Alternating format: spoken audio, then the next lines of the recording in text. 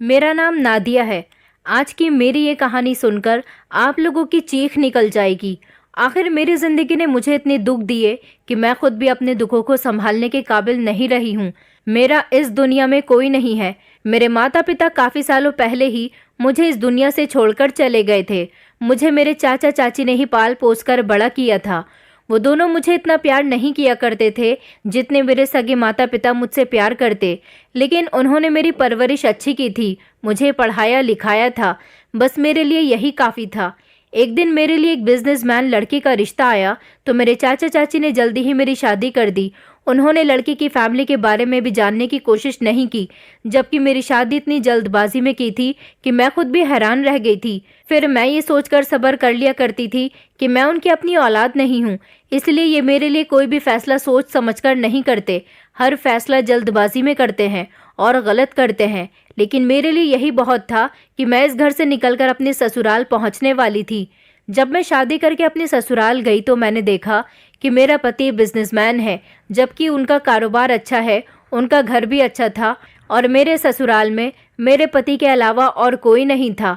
मेरे पति के माँ बाप दूसरे शहर में रहते थे और उनको उनके बेटे की शादी करने से कोई प्रॉब्लम नहीं थी। वो हमारी शादी में भी शामिल नहीं हुए थे और शादी के बाद भी उनके माँ बाप मुझसे मिलने के लिए नहीं आए थे। मेरे पति का नाम राशिद था।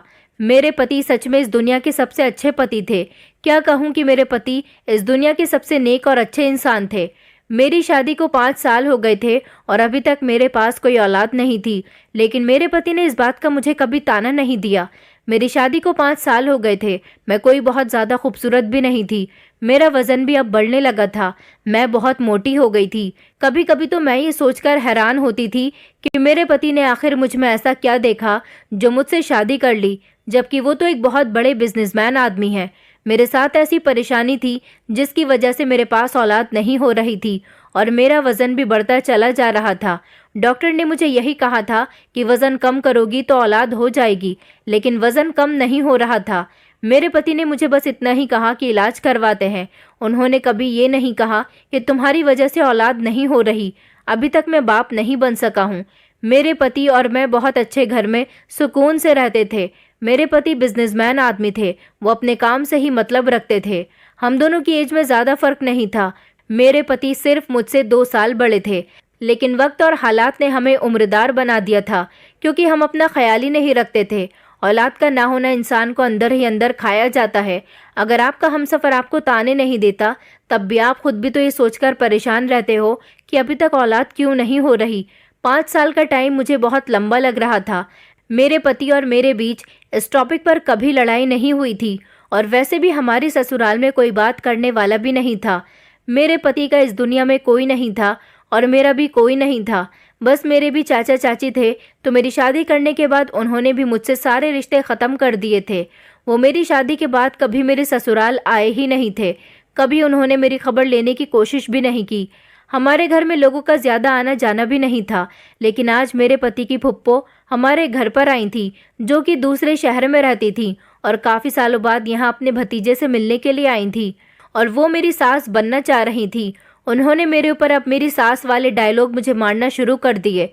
अगर मेरे पति की माँ जिंदा होती और वो इनकी तरह ही चालाक होती तो वो मुझे ऐसे ही डायलॉग मारती जैसे कि राशिद के फुप्पो ने मारे थे। वो हमारे घर पर 5 दिन के लिए आई थी और उन्होंने मुझे 5 दिन में ही इतने ताने दिए कि मैं उनसे उकता गई थी और मन कर रहा था कि वो जल्द से जल्द हमारे घर से चली जाएं। वो मुझसे कहती थी कि देखो बहू, घर सूना पड़ा है, कल को तुम लोग बीमार हो जाओगे, तुम्हें कोई पानी पिलाने वाला या खाना खिलाने वाला भी नहीं होगा। तुम्हारा पति कारोबारी आदमी है, कारोबार करता है और घर के काम भी करता है। उस बेचारे को भी औलाद की तलब होती होगी, लेकिन वो तुमसे कहता नहीं होगा। घर के हज़ारों काम होते हैं, वो सारे काम करता है सिर्फ तुम्हारे लिए और तुम्हारी खुशी के लिए। तुम्हारी सारी ज़रूरतों को पूरा कर रहा है। माना कि वो एक बिजनेसमैन आदमी है, उसका काम सिर्फ अपने बिजनेस को संभालना है। ये काम नहीं है कि वो तुम्हारे साथ घर के भी काम संभाले। मैंने कहा कि लेकिन फुप्पो, घर में तो सभी मर्द काम करते हैं। मेरे पति चाहे तो नौकर भी रख सकते हैं, लेकिन मैंने ही उनको मना किया हुआ है, क्योंकि आजकल किसी का कोई भरोसा नहीं और वैसे भी हम दोनों का कोई इतना काम नहीं है। इसलिए मुझे बाहर का काम होता है, सब्जी वगैरह लाना, तो वो मेरे पति मुझे लाकर दे देते हैं। इसमें कोई शर्म वाली बात नहीं है। जो मर्द अपनी औरतों को घर से बाहर नहीं निकालना चाहते तो वो खुद ही ये सारे काम कर लेते हैं, और इसमें कोई गलत बात भी नहीं है। हर आदमी को अपनी पत्नी का साथ देना चाहिए, उसके साथ काम में हाथ बटाना चाहिए। फुप्पो ने कहा कि अपनी जिंदगी में वो जो कुछ भी कर रहा है सिर्फ तुम्हारे लिए ही तो कर रहा है। अगर उसकी अपनी कोई औलाद होती तो उसका सहारा बनती, लेकिन उसकी तो कोई औलाद ही नहीं है, इसलिए वो बेचारा सब कुछ अकेला ही कर रहा है। मैंने फुप्पो से कहा, फुप्पो ऐसा तो नहीं है कि अगर बच्चा पैदा हो जाए तो वो पैदा होते ही अपने पिता का सहारा बन जाता है। लड़का हो या लड़की, पैदा होते ही तो काम करने नहीं लग जाता ना।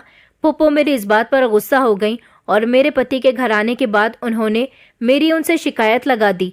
कहने लगी कि तुम्हारी पत्नी से कुछ नहीं आता, बस जबान चलानी आती है। ये तुम्हें कहाँ से मिल गई थी? तुम इतने अच्छे हो, तुम्हें तो कोई भी अपनी बेटी आसानी से दे सकता था। न जाने तुम कितनी बदतमीज लड़की अपने साथ लेकर आ गए हो। मेरे पति ने उनसे कहा कि ये मेरी पत्नी है और मैंने इससे शादी करके कोई गलती नहीं की है। मैं इसके साथ अपनी ज़िंदगी में बहुत खुश हूँ। मेरी ज़िंदगी में सब कुछ बिल्कुल ठीक है। फुप्पो तो बहुत सारा जहर हमारी ज़िंदगी में घोलकर चली गई थी। मैंने उनके साथ बड़ी मुश्किल से ये 5 दिन गुजारे थे। वो तो शुक्र था कि हम दोनों के बीच झगड़ा इतना बड़ा नहीं हुआ था। मैंने बस अपने पति से यही कहा कि उनको ये सब कुछ नहीं बोलना चाहिए था। उस पर मेरे पति ने जवाब दिया कि अब कोई घर पर आ जाए तो क्या किया जाए, और फिर ये कोई छोटी बात तो नहीं है, जो है सो है। हमारे यहाँ पर अभी तक औलाद हुई भी तो नहीं है, और परेशानी तुम्हारे अंदर है, ये तुम्हें भी पता है। मेरे पति की जबान पर आज तक ये शब्द नहीं आए थे, पर आज शायद वो बहुत परेशान थे। वो घर से गुस्से में चले गए और मैं रोने बैठ गई थी। मैं रोती रही। 2 घंटे रोने के बाद जब वो वापस आए तो अकेले नहीं थे। उनकी गोद में एक बच्ची थी जिसको देखकर मैं हैरान रह गई थी। मैंने उनसे पूछा कि ये कौन है। मैंने देखा कि वो एक लड़की थी। उसकी उम्र काफ़ी कम थी, शक्ल सूरत से बहुत प्यारी लग रही थी और बहुत भूखी भी लग रही थी, जैसे उसने काफ़ी दिनों से कुछ नहीं खाया था। ये जैसे वो कोई भिखारी की बच्ची थी। मेरे पति ने कहा कि ये मुझे सड़क पर मिली है, इसका इस दुनिया में कोई नहीं है। लोग इसको मार रहे थे, जबकि ये किसी की रोटी चुराकर भाग रही थी क्योंकि इसको भूख लग रही थी। मैंने उन लोगों से इस बच्ची को बचा लिया और मैं इसको अपने घर लेकर आया हूँ। तुम ज़रा इसके लिए खाना बनाओ। मैंने कहा ठीक है। मेरे पति के घर में बहुत मर्जी चलती थी। वो जो भी कहते थे मैं उसे हमेशा ठीक कहकर ही जवाब दिया करती थी। मैंने कभी उनसे कोई सवाल जवाब नहीं किया था और वो कोई बुरा काम करके नहीं आए थे। वो लड़की बहुत अच्छी और शक्ल से बहुत मासूम और भूखी लग रही थी। मेरे पति ने कहा कि मैं इसको कुछ कपड़े दिला देता हूँ ताकि ये नहा धोकर साफ सुथरी हो जाए। मेरे पति मार्केट से जाकर उसके लिए कपड़े लेकर आ गए। थोड़ी देर बाद वो नहा धोकर साफ सुथरी हो गई। जब हमने उससे उसका नाम पूछा तो उसने कहा कि मेरा नाम ईरम है। मुझे मेरे पिता का नाम नहीं पता। उसने हमारे साथ बैठकर खाना खाया। वो इतनी बेचैनी के साथ खाना खा रही थी जैसे बहुत दिनों बाद उसने खाना देखा हो। हमारे दिल में भी शुक्र पैदा हो गया कि हम रोज़ इतना अच्छा खाना खाते हैं, लेकिन हमने कभी दिल से शुक्रिया अदा नहीं किया। और ये बेचारी कैसे खाना खा रही है। मेरे पति ने उसे कमरे में सोने के लिए कह दिया। वो मेहमानों वाले कमरे में सो रही थी और मैं और मेरे पति अपने कमरे में थे। हम दोनों ही छत की तरफ देख रहे थे। मैंने कहा कि आपने इरम को यहाँ क्यों रोक लिया? मेरे पति ने कहा कि अब वो हमारे साथ ही हमारे घर में रहेगी और मैंने सोच लिया है कि हम उसे गोद ले लेंगे और अपनी बेटी बना लेंगे। शायद हमें पहले ही ये सब कुछ कर लेना चाहिए था। मैं उन मर्दों में से नहीं हूँ जिनको अपनी नस्ल बढ़ाने की फिक्र ना हो और अपनी पत्नी का इलाज ही करवाते रहें और इंतज़ार ही करते रहें कि उसी से औलाद हो जाएगी और फिर हार मानकर दूसरी शादी कर लें। वैसे तो मुझे लड़के की चाहत थी क्योंकि वो नस्ल को आगे बढ़ाता, लेकिन अब जब मेरे नसीब में लड़का नहीं है तो लड़की ही सही। माँ बाप बनने के लिए बच्चा पैदा करने की ज़रूरत नहीं होती। दुनिया में ऐसे भी बहुत बच्चे हैं जिनके पास माँ बाप नहीं है और उनको गोद ले लिया जाए तो आप भी माँ बाप बन सकते हैं। मेरे पति की बातें सुनकर मेरी आंखों में खुशी के आंसू आ गए थे। मैं तो कब से यही करना चाहती थी, लेकिन मैं छोटे बच्चे को अडॉप्ट करना चाहती थी, इतने बड़े बच्चे को नहीं। इरम 5 साल की थी और सब कुछ जानती थी। उसमें काफ़ी समझ भी थी, लेकिन मुझे तो छोटे बच्चे बहुत अच्छे लगते थे। खैर कोई बात नहीं, इंसान तो इंसान होता है। अगले दिन मैंने इरम से पूछा कि क्या तुम हमारे साथ रहना चाहती हो? ये बात सुनते ही इरम की आंखों में खुशी के आंसू आ गए। उसने कहा कि मैं आप लोगों को छोड़कर कहीं नहीं जाना चाहती और मैं आपके साथ ही रहना चाहती हूँ। बहुत ही मासूम बच्ची थी। मैंने उसे माँ बनकर पालना शुरू कर दिया। वो इतनी समझदार थी कि जाकर दुकान से सामान भी ले आया करती थी। उसने अपने आप मुझे मम्मी भी कहना शुरू कर दिया था और मेरे पति को पापा। ऐसा लगने लगा था कि घर में ये जो इतनी बड़ी परेशानी थी अब वो हल हो गई है। जो लोग हमें जानते थे उनको इस बारे में पता चल गया कि हमने किसी की बच्ची को अपने घर में रख लिया है और अब उसको पाल रहे हैं। लेकिन जिन लोगों को पता नहीं था हम उनको यही बताते थे कि ये हमारी ही बेटी है। लोग कहते थे कि क्या सच में ये आपकी बेटी है? हमारी फैमिली छोटी सी थी। हमने इरम का स्कूल में भी एडमिशन करवा दिया था ताकि वो थोड़ी बहुत पढ़ाई भी करे। वैसे उसका दिमाग पढ़ाई की तरफ बिल्कुल भी नहीं था। वो सड़कों पर रहती थी, लेकिन फिर भी मैं चाहती थी कि वो थोड़ी बहुत पढ़ाई करे, कम से कम उसे लिखना पढ़ना तो आ जाए। बाकी वो मेरे पति का कारोबार भी संभाल सकती थी, क्योंकि आजकल लड़कियां सब कुछ कर रही हैं और मर्दों के साथ कंधे से कंधा मिलाकर काम कर रही हैं। मेरे पति का बिजनेस अच्छा था। उसको संभालने के लिए अगर उनकी अपनी औलाद उसे संभाले तो इससे अच्छी कोई बात नहीं थी। मैंने इरम की परवरिश बहुत अच्छे तरीके से की और साल इसी तरह से गुजरने लगे। अब वो काफ़ी बड़ी और जवान होने लगी थी। अब ऐसा लगता था कि घर में एक नहीं दो दो औरतें हैं। घर के काम भी वो अच्छी तरह से कर लिया करती थी। मुझे भी सहारा मिल गया था। वो घर के लिए शॉपिंग भी करती थी। एक बात तो थी कि वो मुझसे ज़्यादा अपने पिता से मोहब्बत करती थी। वैसे भी बेटियां अपने पिता की ही लाडली होती हैं। वो मेरे पति से बहुत ज़्यादा प्यार किया करती थी। उसने हमें अगले दिन से ही मम्मी पापा कहना शुरू कर दिया था। ये शब्द सुनने के लिए तो हम तरस गए थे, लेकिन ख़ानदान की तरफ से बड़ी परेशानी का सामना करना पड़ा था। मेरे पति के रिश्तेदारों ने यहाँ तक भी कह दिया था कि तुमने सड़क के किनारे से उठाकर उस बच्ची को अपनी औलाद बना लिया। न जान न पहचान बेवजह ही तुमने उसे अपनी औलाद बना लिया, जबकि इस घर में तुम्हारी पत्नी भी रहती है। मेरे पति इस बात पर यही जवाब देते थे कि अब वो मेरी बेटी है और मेरी पत्नी उसकी माँ है। तो लोग यही कहते कि नहीं, वो उसकी माँ नहीं है। तुम्हें अगर बच्चा ही गोद लेना था तो किसी छोटे से बच्चे को गोद लेते। मेरे पति का यही जवाब होता था कि क्या वो छोटा बच्चा हमारा छोटा ही रहता, कभी बड़ा नहीं होता। तो लोग कहते कि जब तक वो बड़ा होता तो तुम्हारी पत्नी बूढ़ी हो जाती और अभी तो तुम्हारी पत्नी जवान है, खूबसूरत है, और तुम्हें उस बच्ची के असल माता पिता के बारे में पता लगाना चाहिए था। तब जाकर तुम्हें उसे अपने घर में रखना चाहिए था। ऐसे ही किसी के भी बच्चे को अपने घर में उठाकर रख लिया। वो मासूम बच्ची नहीं थी, बल्कि 5 साल की थी, और 5 साल का बच्चा समझदार होने लगता है। ऐसे ही किसी अनजान को अपने घर में जगह नहीं देनी चाहिए। तुम्हें ये सब कुछ अजीब नहीं लगता? मेरे पति लोगों के साथ बहुत बहस करते थे। कभी कभी उनका लोगों से इस बात पर झगड़ा भी हो जाया करता था। वो कहते थे कि जो इंसान भरोसा कर रहा होता है वो गलती पर नहीं होता, गलती पर वो होता है जो भरोसा तोड़ता है, और भरोसा करने वाले को कभी सज़ा नहीं मिलती। मैंने उस बच्ची को सड़क से उठाकर अपनी औलाद बना लिया। अब वही मेरी बेटी है और मेरी पत्नी ने उसकी परवरिश की है। जो गंदगी आप लोगों के दिमाग में चल रही है उससे मुझे कोई फ़र्क नहीं पड़ता। आप लोग हमें हमारे हाल पर छोड़ दो। हमारे घर पर जो थोड़े बहुत रिश्तेदार आते थे, अब उनका भी हमसे मिलना मिलाना कम हो गया था। उन्होंने भी हमारे घर आना छोड़ दिया था, जिसमें से एक ख़ानदान तो मेरी माँ की बेटी का था, जो मेरी बहुत अच्छी दोस्त भी थी। उसके ना आने जाने पर मुझे बड़ा दुख हुआ था, लेकिन उसकी भी जवान बेटी थी और उसके पति ने कहा कि उन्होंने उस लड़की को सड़क से उठाया है। पता नहीं कौन है, कैसी है, उसके अंदर किसका खून है, किस नस्ल की है, किस बिरादरी की है, इसलिए अब तुम हमारी बेटियों को उनके घर लेकर नहीं जाओगी। मैंने अपने पति से कहा कि ये सब कुछ तो बहुत अजीब है। हमें इस दुनिया में रहना है तो लोगों से रिश्तेदारी भी रखनी होगी। कभी कभी दोस्तों और रिश्तेदारों की ज़रूरत पड़ ही जाती है। मेरे पति ने कहा कि कोई ज़रूरत नहीं है, हमें उनकी कोई ज़रूरत नहीं पड़ेगी। हम बीमार होंगे तो हमारा इलाज डॉक्टर करेगा, हमारे रिश्तेदार नहीं। हम अकेले होंगे तो हमारी बेटी हमारा साथ देगी, हमारे रिश्तेदार नहीं। तो ऐसे लोगों का क्या फ़ायदा? क्या वो हमारे घर पर हमारे लिए खाना बनाकर लाते हैं? बात तसल्ली की और समझने वाली होती है।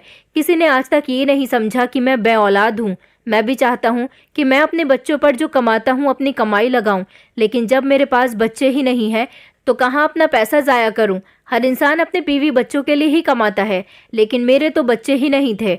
अब जब मैं किसी बेसहारा को ये सब सुकून दे रहा हूँ तो लोगों को चैन नहीं मिल रहा।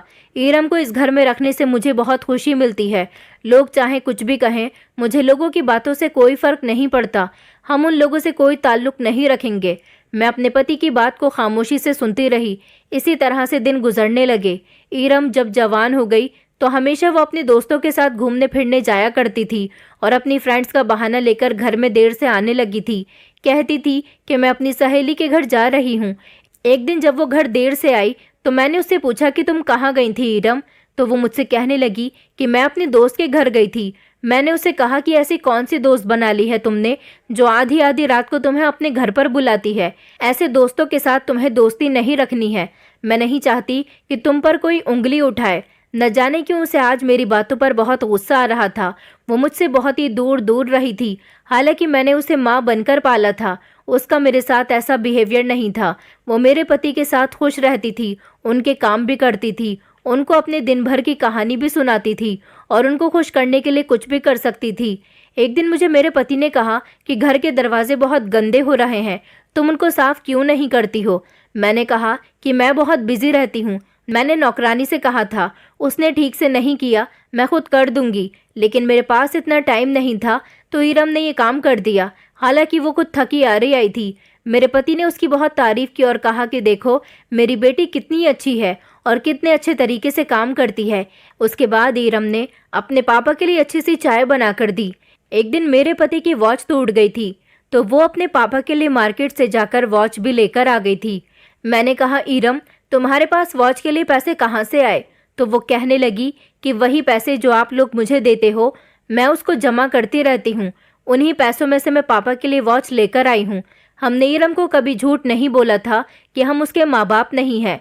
वैसे भी वो इतनी बड़ी थी कि उसे ये बात याद रही थी, क्योंकि जब वो हमारे घर पर आई थी तो वो दूध पीती बच्ची नहीं थी, लेकिन आजकल उसने एक अजीब सी हरकत करना शुरू कर दी थी।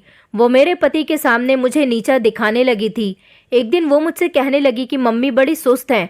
मैंने तो आज घर के सारे काम किए हैं और ऐसी ऐसी जगह को साफ किया है जो कभी मम्मी ने भी साफ नहीं की थी। देखिए आज घर कितना अच्छा लग रहा है। मेरे पति ने भी कहा कि हाँ, तुम्हारी मम्मी तो कुछ करती ही नहीं है और ना ही नौकरानी से कोई काम करवाती हैं।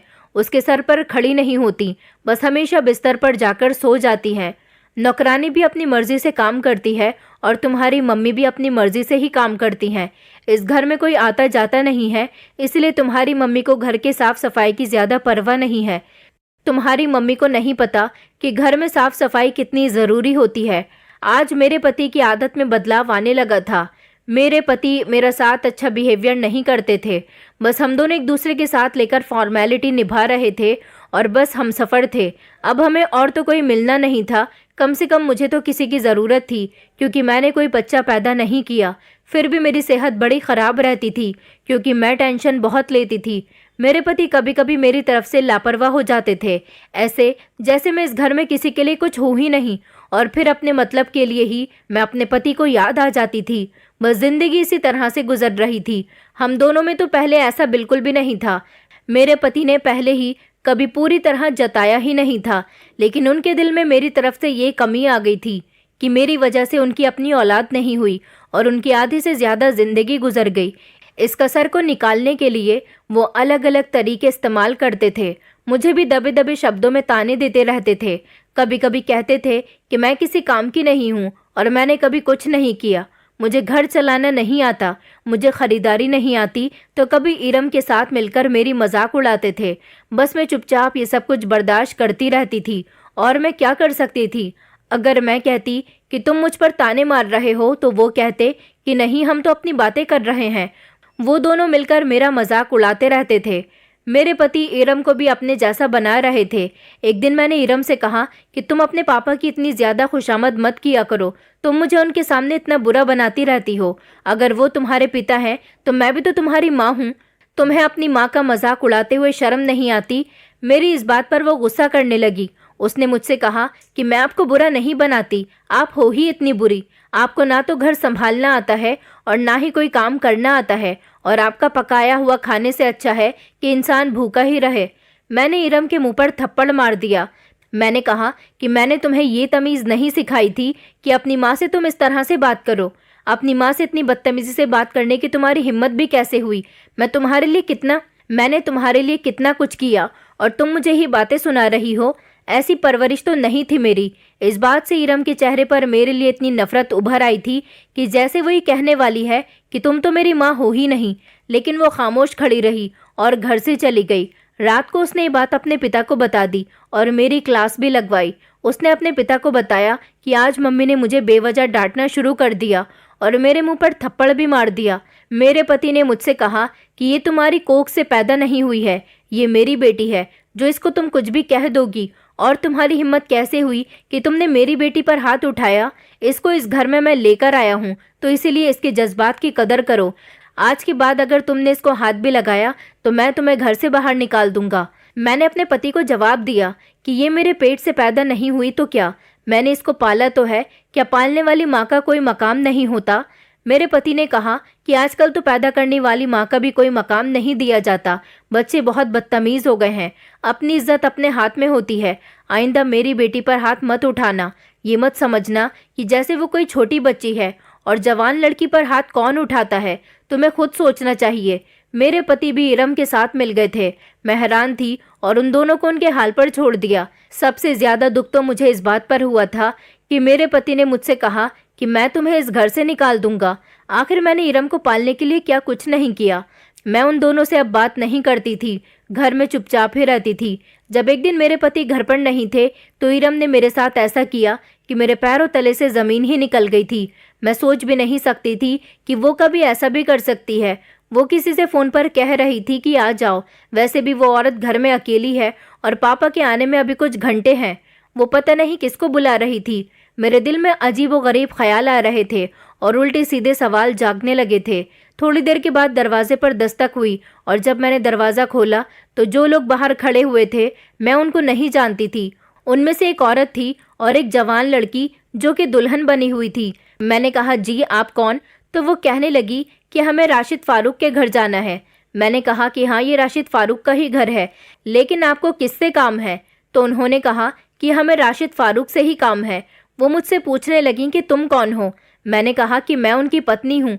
उन्होंने कहा कि अच्छा पत्नी हो। वो मुझे एक साइड पर करके घर के अंदर घुसी चली आई और सोफे पर बैठकर मेरे पति का इंतजार करने लगी। मैंने कहा कि आप कौन हो और ऐसे कैसे ज़बरदस्ती हमारे घर में घुस सकती हो? मैं आपको नहीं जानती और आपने अपनी बेटी को दुल्हन क्यों बनाया हुआ है? उन्होंने कहा कि दुल्हन को दुल्हन ही बनाया है। ये औरत तो मुझे बहुत ही ज़्यादा चालाक लग रही थी। थोड़ी देर के बाद मेरे पति आए तो वो अकेले नहीं थे, बल्कि उनके साथ 4 लोग भी थे। मैंने अपने पति से कहा कि ये क्या हो रहा है? तो मेरे पति ने कहा कि तुम ज़रा जाकर मेहमानों के लिए नाश्ता लगाओ। मुझे कुछ अजीब लग रहा था क्योंकि एक आदमी मौलवी भी थे जिसने हाथ में रजिस्टर भी पकड़ा हुआ था। मेरे दिल में ना जाने कैसे कैसे ख्याल आ रहे थे। कहीं मेरे पति का तो निकाह नहीं हो रहा था। मैं नाश्ता बनाने के लिए किचन में चली गई। थोड़ी देर के बाद जब मैं बाहर आई तो मैंने देखा कि मौलवी साहब मेरे पति का ही निकाह पढ़ा रहे थे। मैं फौरन भागी और मैंने कहा कि ये सब कुछ क्या हो रहा है? तो इरम ने पकड़ के मुझे साइड पर कर दिया और कहने लगी, मम्मी आप मेरे साथ आओ। ऐसा यहाँ पर पापा के दोस्तों के सामने तमाशा लगाने की कोई ज़रूरत नहीं है। वो मुझे अपने साथ दूसरे कमरे में ले गई। मैंने कहा कि ये सब कुछ क्या हो रहा है? मैं बुरी तरह से घबरा गई थी। मेरे पति का निकाह हो रहा था। मैं अपने पति की शादी को रोकना चाहती थी, यहाँ तक कि मैं बाहर जाने लगी, लेकिन इरम ने मेरा हाथ बहुत मजबूती के साथ पकड़ा हुआ था और मुझे कमरे के अंदर बंद कर रही थी। मैंने कहा कि तुम ये क्या कर रही हो? प्लीज़ इरम मुझे जाने दो, नहीं तो बहुत देर हो जाएगी। इरम ने कहा कि देर तो हो चुकी है और मैं इस घर में बहुत बड़ी मुसीबत लेकर आ गई हूँ। मैंने कहा कि तुम्हारा क्या मतलब है? इरम मेरा हाथ नहीं छोड़ रही थी। थोड़ी देर के बाद मुझे बाहर से आवाज़ आई। सब एक दूसरे को मुबारकबाद दे रहे थे और शुक्र अदा कर रहे थे। इसका मतलब कि निकाह हो चुका था। मैं अपने घुटनों के बल ज़मीन पर बैठे ऐसे रो रही थी जैसे मेरे शरीर की जान निकल रही हो। मैं तो 35 साल की थी और मेरा इस दुनिया में कोई भी नहीं था। मेरे पति ने इस उम्र में आकर दूसरी शादी कर ली थी। मुझे यकीन नहीं हो रहा था, लेकिन मर्द तो इतनी जल्दी बूढ़ा नहीं होता। कुछ देर के बाद इरम ने बाहर से दरवाज़ा खोल दिया। जब मैं बाहर गई तो निकाह हो चुका था और वो लड़की भी मेरे पति के पास बैठी हुई मुस्कुरा रही थी और मेरी तरफ देख रही थी और उसकी माँ उसकी बलाई ले रही थी। मेरे पति ने भी मुझे अजीब सी नज़रों से देखा। मेरी आंखों में आंसू थे। मैं हार चुकी थी। मेरे पति ने उन लोगों से कोई पर्सनल बात की और वो लोग मेहमानों वाले कमरे में चले गए थे और मैं अपने कमरे में आ गई थी। कुछ देर बाद मेरा पति कमरे में आया। मैं उसे देखकर रो रही थी। वो मेरे साथ ऐसा बिहेव कर रहा था जैसे वो मुझे जानता ही नहीं है। मैंने कहा कि ये सब कुछ क्या है? उसने कहा कि मैंने जो किया बिल्कुल ठीक किया। हाँ, ये बात अलग है कि मुझे ये काम 8 साल पहले ही कर लेना चाहिए था। मेरी अभी भी औलाद हो सकती है। मैं औलाद पैदा करना चाहता हूँ। मुझे बेटे की तमन्ना है और मेरी बेटी भी चाहती है कि उसके भी भाई हों। तुम्हारे साथ तो ये सब कुछ पॉसिबल नहीं है, इसलिए मैंने दूसरी शादी कर ली है। और मैंने दूसरी शादी कर ली तो क्या हो गया? अभी तक तुम्हें छोड़ा तो नहीं है। बस इस घर में वैसे ही रहो जैसे पहले रहती थी। बाकी मैं कोई उल्टी सीधी बातें और रोज़ रोज़ के झगड़ों में नहीं पड़ना चाहता। अगर तुम्हें इस तरह की ज़िंदगी कबूल नहीं है तो तुम मुझे बता दो, मैं तुम्हें आज़ाद कर दूंगा। मेरा पति इतना कहकर कमरे से बाहर चला गया था और थोड़ी देर बाद ईरम कमरे में आ गई। उसने मुझसे कहा कि मम्मी फिक्र मत करो, सब कुछ ठीक हो जाएगा। और फिर कमी भी तो आपके अंदर ही है ना। अब पापा ने आपको अगर इस घर में रखा हुआ है तो आपको उनका शुक्रिया अदा करना चाहिए। मैं हैरान थी कि इसे मुझसे इतनी नफरत क्यों थी। इसलिए कि मैंने इसे बचपन से पाला था। थोड़ा सा डांट देती थी, कभी एक दो थप्पड़ लगा देती थी। माँ तो सब कुछ करती है अपनी औलाद की परवरिश में। अब मुझे ईरम पर बहुत गुस्सा आ रहा था क्योंकि उसने ही ये सब कुछ करवाया था। वो ही उस औरत के घर जाया करती थी और वो उस लड़की के छोटे भाई से प्यार करती थी और उससे शादी करना चाहती थी। लेकिन उस लड़की के भाई ने कहा कि पहले मेरी बड़ी बहन की शादी होगी, उसके बाद ही मैं शादी करूंगा। और उसकी बड़ी बहन की शादी की उम्र गुजर चुकी थी, वो 32 साल की हो गई थी। ईरम ने उससे कहा कि मेरे पास एक रिश्ता है, बड़े ही अमीर आदमी है, उनका बहुत अच्छा बिजनेस है। उसने अपने पिता का रिश्ता उन लोगों के आगे पेश कर दिया और मेरे पति को भी लड़की का फोटो दिखा दिया और उनको धीरे धीरे मनाती रही। मुझे बाद में पता चला कि उसने 2 महीने तक मेरे पति को मनाया और उसके बाद मेरे पति को इस बात पर राजी किया। ये बात मुझे ईरम ने ही बताई थी। ईरम की बातें सुनकर मेरे पैरों तले से जमीन निकल गई थी। वो काफी टाइम से मेरे पति को उसकी तस्वीरें दिखाकर राजी कर रही थी। आखिर मेरा पति मर्द था और वो लड़की कुंवारी थी और खूबसूरत थी। मेरे पति ने उसके साथ मिलकर ये सारा प्लान बनाया। ईरम ने मेरे पति के दिमाग में ये बात डाल दी थी कि अगर उन्होंने दूसरी शादी कर ली तो उनके यहाँ बेटा पैदा हो सकता है। और ईरम को भी भाई की तमन्ना है। उसे पता था कि उसके पिता की शुरू से ख्वाहिश रही है कि उनके पास बेटा हो जो उनकी नस्ल को आगे बढ़ा सके। उन दोनों ने सारा प्लान बनाया और मुझे बताना भी ज़रूरी नहीं समझा ताकि मैं कोई हंगामा ना खड़ा कर दूं। मैं हैरान थी कि मेरी सौतेली बेटी ने मुझ पर इस जिंदगी का सबसे बड़ा जुल्म कर दिया था। मेरे पति, जिसने मुझे आज तक बे औलाद ना होने तक का ताना नहीं दिया था, आज वो दूसरी शादी कर बैठा और मुझे तलाक की धमकी दे रहा था। कह रहा था, रहना है तो रहो वरना मैं तुम्हें आज़ाद कर दूंगा। मैं बता नहीं सकती कि मेरे ऊपर क्या गुजर रही थी। मेरे साथ इतना बड़ा जुल्म किया, आखिर मेरा कसूर क्या था? अगर मैं माँ नहीं बन सकती थी तो इसमें मेरी क्या गलती थी? मेडिकल कंडीशन तो किसी के साथ भी हो सकती है। अब तो मेरी जिंदगी गुजर गई थी। मैं कहीं और भी नहीं जा सकती थी, बस इसी घर के किसी कोने में पड़ी रहती थी। ईरम, मेरा पति और मेरे पति की दूसरी पत्नी, तीनों ने मिलकर मेरे खिलाफ एक साजिश रचाई थी। वो तीनों मिलकर बाहर जाते घूमने के लिए और खूब मज़े करते थे। कुछ दिनों बाद पता चला कि मेरे पति के यहाँ औलाद होने वाली थी और मेरी ज़िंदगी बस एक कमरे में ही गुजर रही थी। मैं बहुत बुरी ज़िंदगी गुजार रही थी, लेकिन अब मैं इस ज़िंदगी से बहुत ज़्यादा तंग आकर रह गई थी। इसीलिए मैंने फ़ैसला किया कि मैं इस घर को छोड़कर चली जाऊंगी, क्योंकि मुझे उन लोगों को अपनी खुशियों को मारते हुए नहीं देखा जाता। मुझे पता था कि अगर मेरे पति के यहाँ बेटा पैदा हो गया तो उसके दिमाग आसमान पर चढ़ जाएंगे और वो मुझे और भी ज़्यादा बुरा समझने लगेगा। मैं पढ़ी लिखी थी, इसलिए मैंने अपने पढ़े लिखे होने का फ़ायदा उठाया। जब मैंने अपना सामान पैक किया तो तीनों ने मुझे रोकने की कोशिश भी नहीं की और मुझे जाने दिया, बल्कि वो तीनों मेरे घर से जाने पर बहुत ज़्यादा खुश हो गए थे। मैं रोती हुई उस घर से बाहर निकल आई। न जाने अब मेरी मंजिल कहाँ थी। मैं तो बस घर से निकल गई थी, क्योंकि घर में रहकर भी मेरी ज़िंदगी ख़राब हो रही थी। काफ़ी साल मैंने इस घर में अपनी ज़िंदगी को बर्बाद कर लिया था। अब मैं नहीं चाहती थी कि मैं अपनी आगे की ज़िंदगी को इन लोगों के हवाले करूं। अब जो होता सो होता, इसलिए मैं उस घर को छोड़कर रेलवे स्टेशन चली गई थी। न जाने मुझे वहां से कहाँ जाना था। बस फिर ट्रेन आने का इंतज़ार कर रही थी। तभी रेलवे स्टेशन पर मुझे मेरी काफ़ी सालों पुरानी सहेली मिल गई। वो मुझे देखते ही पहचान गई। हम दोनों साथ ही कॉलेज में पढ़ा करते थे। उसने मुझे देखा तो मेरी हालत पर अफसोस करने लगी। मैंने उसे अपने बारे में सब कुछ बता दिया और कहा कि मैं ये शहर छोड़कर जा रही हूँ। अपने पति का घर तो छोड़ ही आई हूँ, इसलिए अब आगे की मंजिल के बारे में सोच रही हूँ। अब जो मेरे नसीब में होगा वो हो जाएगा। फिर मैं अपनी दोस्त से उसके बारे में पूछा कि तुम इतने सालों से कहाँ थी और तुम्हारी ज़िंदगी में सब कुछ कैसा चल रहा है। उसने मुझे बताया कि मेरी ज़िंदगी तो बहुत अच्छी गुजर रही है। मेरे पास 2 बेटियां हैं और मेरे पति भी बहुत अच्छे हैं। मेरे पति का बिजनेस भी अच्छा है और मैं एक एनजीओ चलाती हूँ। मैंने उस एनजीओ को अभी ही शुरू किया है। अगर तुम चाहती हो तो मेरे साथ इस एनजीओ में काम कर सकती हो। मैं तुम्हें रहने के लिए जगह भी दूंगी और खाने के लिए खाना भी दूंगी और तुम्हें वहाँ पर काम करने की सैलरी भी दूंगी। अपनी दोस्त की बात सुनकर मुझे तसल्ली हो गई थी, इसीलिए मैं उसके साथ जाने के लिए तैयार हो गई और अब मैं एक एनजीओ में काम करती हूँ। यहाँ पर मेरी ज़िंदगी बहुत अच्छी गुजर रही है।